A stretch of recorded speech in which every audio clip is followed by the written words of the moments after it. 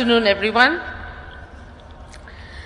So seizing the moment for TB is very accurate. We've been trying to seize it now for many years. Talking about TB and HIV integration and the challenges, it's important to understand why this integration is a must and is not a choice. If we want to end both the epidemics, we cannot not do this. Now, to understand why and the enormity of what seems to be a hopeless situation, we must actually look at the figures. Both Eric, Carol, and Paul have alluded to this. But let's just quickly try, if we can, and swallow these numbers. 1/3 of the world is infected with TB. In 2016 alone, 10.4 million new people had TB. In the same year, 1.7 million people died from TB. And TB is one of the top 10 causes of death. When I spoke at the TB 2018 pre-conference, I said it's like having 6 tsunamis in a year, or 13 jumbo jets crashing every day. Now, a person living with HIV is 26 to 31 times more likely to develop TB, to develop active TB. Now, of the 1.7 million lives lost to TB in 2016, 0.4 million were people living with HIV. TB is the leading cause of death among people living with HIV. But of the estimated 10.4 million, we are only able to find 6.3 million. Where are the other 4.1 million? Key populations, underserved populations, criminalized populations, people that the world doesn't want to see, no one knows. We need to find them, and it's the communities that will find them if enough investment goes onto it.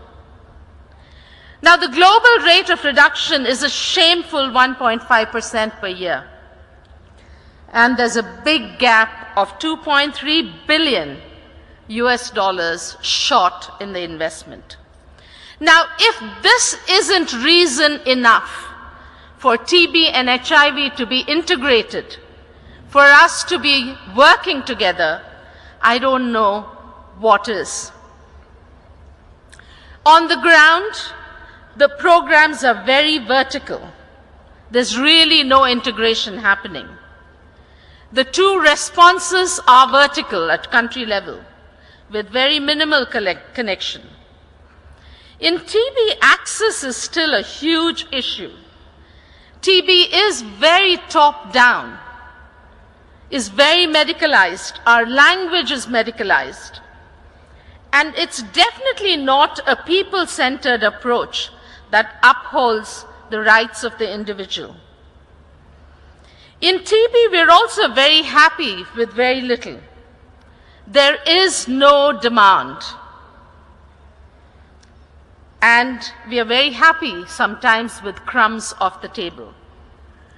So what is missing is that strong activism from the affected community demanding for what is rightfully ours. The TB response is driven today by donors, by the pharma companies, by the international technical agencies, but not by the community. It's not a community-led response. The lessons learned from the HIV activism need to come into TB. We need HIV communities and activists to demand for TB services, for a community-led response. We need to make sure there's access to TB medications, both current and new. I urge my own government, the Indian government, and governments of other countries to support and stand by South Africa for the inclusion of TRIPS flexibilities in the UN Declaration on TB. I would like to invite my colleagues to say a few words on that at this time.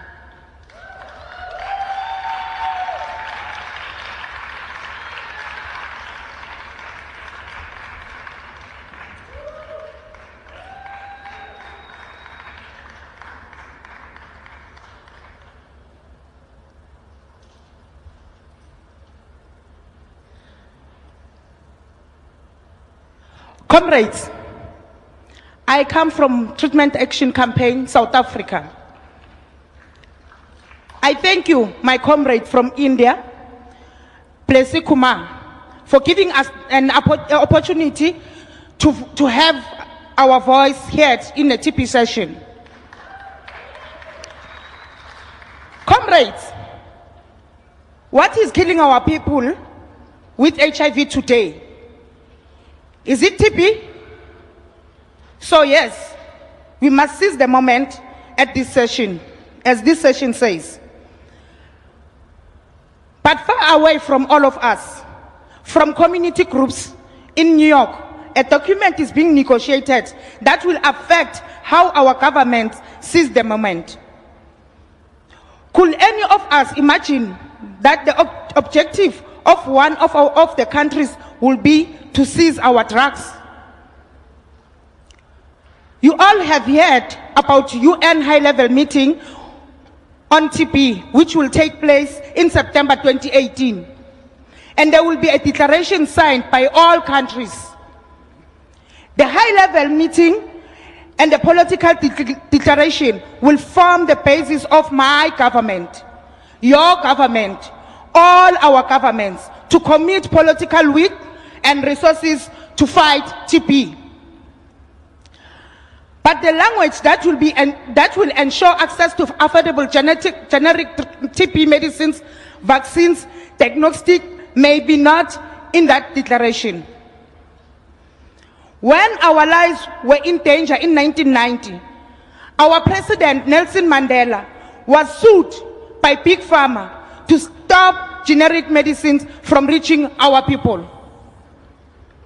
We came on the streets, the whole world came on the streets, and the whole world and the World Trade Organization and all countries, including United States, signed the Doha Declaration.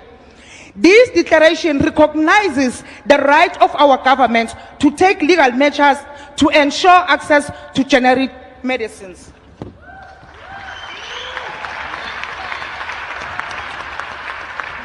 That language has been in every HIV declaration in the past 2 decades.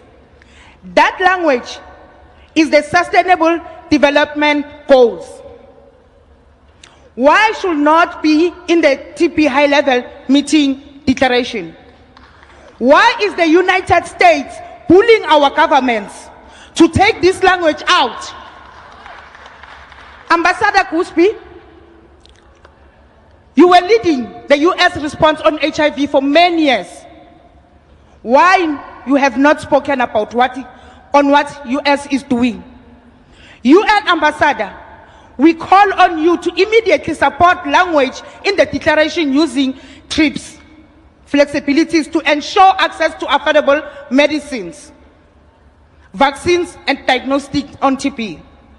Why UN is silently supporting us? Why is the government of Netherlands that is hosting us, that has pledged to put their power and political will behind HIV, staying silent on this?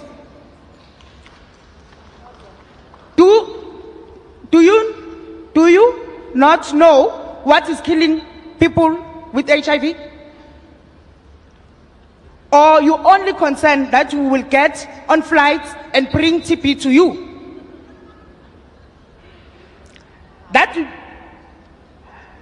Please allow the presenter to continue.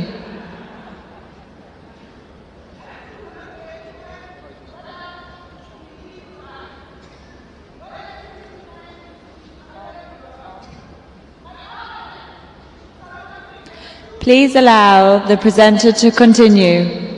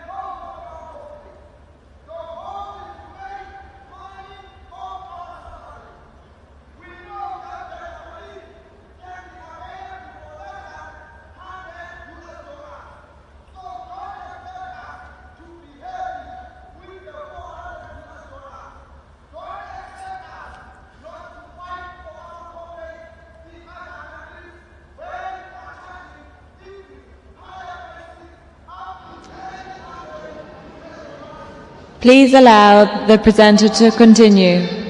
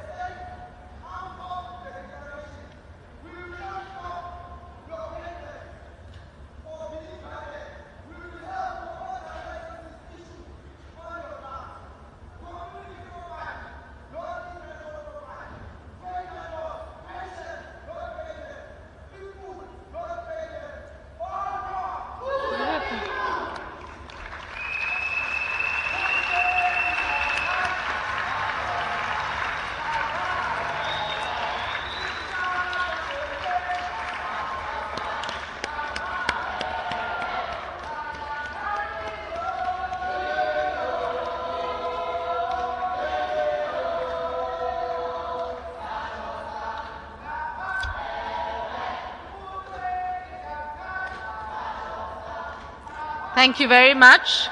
So this is what is really needed. More of this in TB.